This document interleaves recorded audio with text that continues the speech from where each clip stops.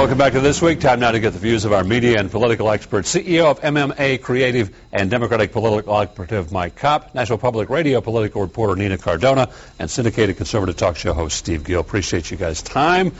The stimulus package has now been passed. I guess the first question is this the beginning of the turnaround, or is this more money in already deep hole? Well, I think we don't know. I think what happened is we had 8 years of an administration not driving the economy into a ditch, but driving it off a cliff. And I think we haven't seen the bottom, and it's a little hard to know, unless you know where the bottom is, how deep this hole is going to be. It's hard to say specifically, especially when you're looking at Tennessee, when you're looking at a lot of states, but a state like Tennessee that has to balance its budget, a state like Tennessee that has had declining revenue coming in, and the stimulus, if we're going to take the stimulus money in a lot of areas, we have to keep our state funding at levels from like the 2005-2006 fiscal year. There have been a lot of cuts since then. There were a lot of cuts that have to be made in order to balance the budget. So can we even take all of the stimulus money?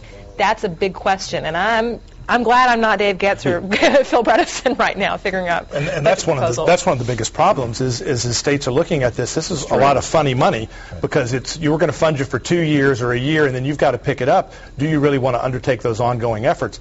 We ran the numbers this week, and CNN and MSNBC and others have all kind of calculated that this is going to cost, when you add all the stimulus money, about $30,000 per taxpayer for this money. So in Tennessee, you're talking about $90 billion in cost to get $4 billion. That's not good math. Some states are not taking the money. Brian Kelsey here in Tennessee is suggesting the governor not take the money. Bredesen says he is going to take it.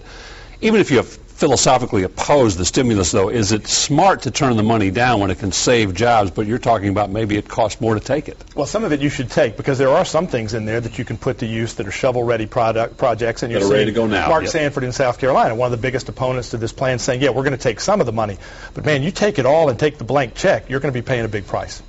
Well, and I think even if there is a desire to take it all, to take that blank check, I don't think there's necessarily an ability to do so because, like I said, because you have to still balance the state budget, which means you can't restore everything back to the levels of funding that you used to have it at. I think the biggest challenge here, though, is that we've got an economy that's hemorrhaging. We have people, including people that are probably watching this show, that are worried about their job if they haven't lost it already, that are worried about putting food on the table.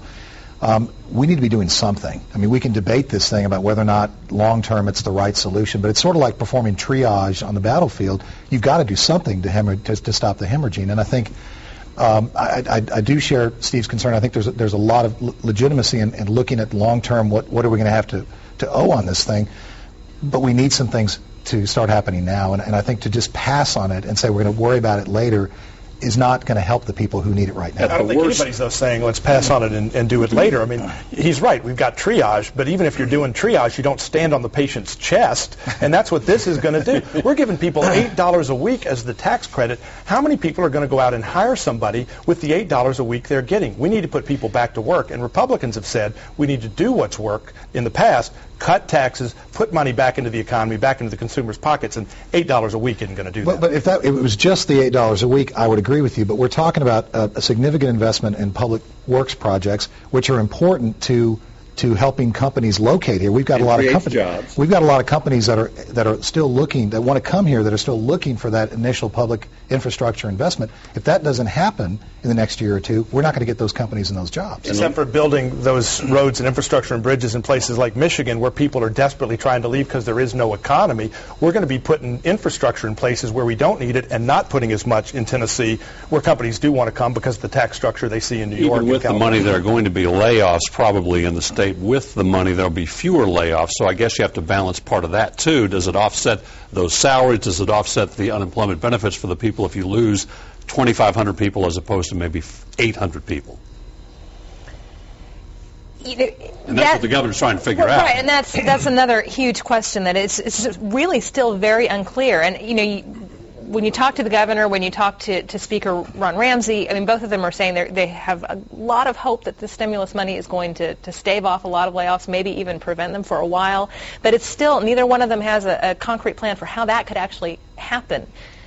it's still not sure that that will work. Well, and again, as I said earlier, the analogy is that we are free-falling as an economy. We don't know where the bottom is yet. I think all economists agree with that. We've got to sort of bring some nets into this to soften the blow somewhat. As the president said, this is not the only answer. This is not the long-term solution. It's a net to try to catch some people who are falling. There needs to be other things that we need to be doing, and I think that's also something the governor's got to look at. The other big plan proposed and passed and signed this week by the president, the Mortgage Protection Plan, which really seems complicated when you look at the details. It is going to help some folks who are maybe on the way to losing their homes, but folks who are losing their homes underwater now, it doesn't seem like it helps those folks at all. Look, we're still following a path where we keep rewarding irresponsibility. We've got the auto industry that can't run their business, so we give them billions of dollars. $1 billion, by the way, that General Motors received in the bailout, they spent in Brazil to create jobs in Brazil. How are we saving jobs here when this is how they're spending this safety net money we're talking about? The same thing's true with this housing bailout. Giving people money who aren't paying their bills while people are struggling to pay their bills and need the help isn't the way you're going to cure the crisis. And I think that's part of the concern is who is going to get this money, and that seems to be unclear still. It does seem to be unclear. I have found it very interesting watching the reaction this week since President Obama unveiled this plan. On the one hand, we have, for the most part, Republican reaction is exactly what Steve was just saying.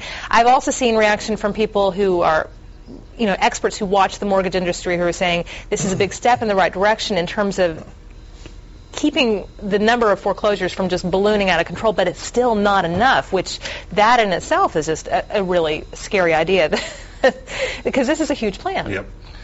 Again, I'll say that we're kind of feeling our way in the dark here. We don't know how bad this situation is. We know it's bad because we see people being affected all around us, but we don't every day. We don't know the depth and breadth of it. So these kinds of things are kind of hard to evaluate in a sense. I mean, we are talking about tax dollars; they need to be evaluated, but they're hard to be evaluated because we don't know the scope of this. And I don't know how if you judge this as a pro or a con to, but obviously Wall Street hates both of these plans. The stock market has tanked all week long since the stimulus was signed and since the mortgage plan was unveiled. You listen to the folks on CNBC and the like, and they really hate this mortgage plan.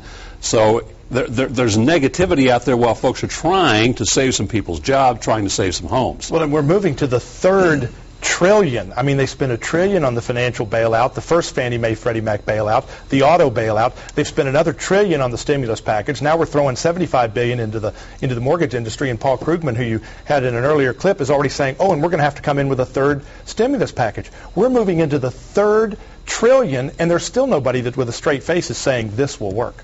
But like you said, too, you can't do nothing. We can. And back to your point about Wall Street, what I've read from economists that I trust is forget about Wall Street. Forget about what the market's doing. Focus on employment. Because if we don't have people in jobs, we're not going to have an economy that's going to get re-stimulated. So whatever's going on with the market, you almost have to put that aside. I mean, it is important. It does affect people's life savings and pensions. But getting people to work needs to be the focus right now. Will we know? We got about a minute left. Will we regret this? Will this be something that, as a model, maybe has to happen again if the situation comes up again? We won't regret it, but our children, grandchildren, and great-grandchildren will regret the $3.27 trillion we're getting ready to pass to them. I think that's still up in the air. So much in the economy is based on perception. Do you feel like you can afford to spend?